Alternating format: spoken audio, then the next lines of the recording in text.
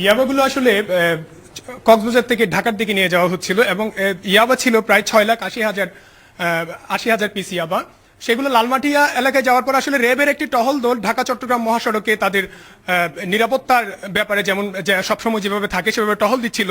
লালমাটিয়া এলাকায় যাওয়ার পর তারা খবর পায় যে একটি এলিয়েন প্রাইভেট কার সেটি একটা ছোট বাচ্চাকে ধাক্কা দিয়ে চলে যাচ্ছে। তো এই খবর পাওয়ার পর তারা আসলে প্রাইভেট কারটিকে আটক করে এবং পরবর্তীতে সেটিতে তল্লাশি চালিয়ে সেই ইয়াবাগুলাই উদ্ধার করে এবং এই সময় আটক ব্যক্তিদের পরিচয় তারা নিশ্চিত হয়। আটক ব্যক্তি তিনি তার পরিচয় নিশ্চিত করেন, তার নাম হচ্ছে পুলিশের এএসআই মাহফুজুর রহমান।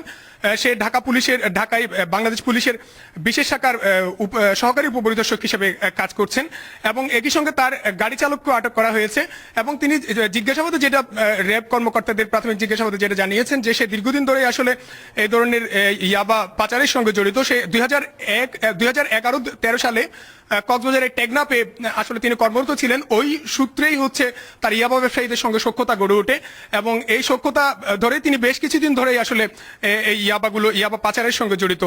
তবে সে এই ইয়াবা পাচারের ক্ষেত্রে হচ্ছে আরো দুইজন পুলিশ কর্মকর্তার নাম বলেছেন। তিনি বলেছেন যে কক্সবাজার ডিবি পুলিশের একজন এএসআই মোহাম্মদ বেলাল এবং চট্টগ্রাম জেলা পুলিশের কুমিরা ফাঁড়ির যে ইনচার্জ এএসআই মোহাম্মদ আশিক তাকে ইয়াবাগুলো আসলে ঢাকায় পৌঁছে দেওয়ার জন্য তার হাতে দিয়েছিল।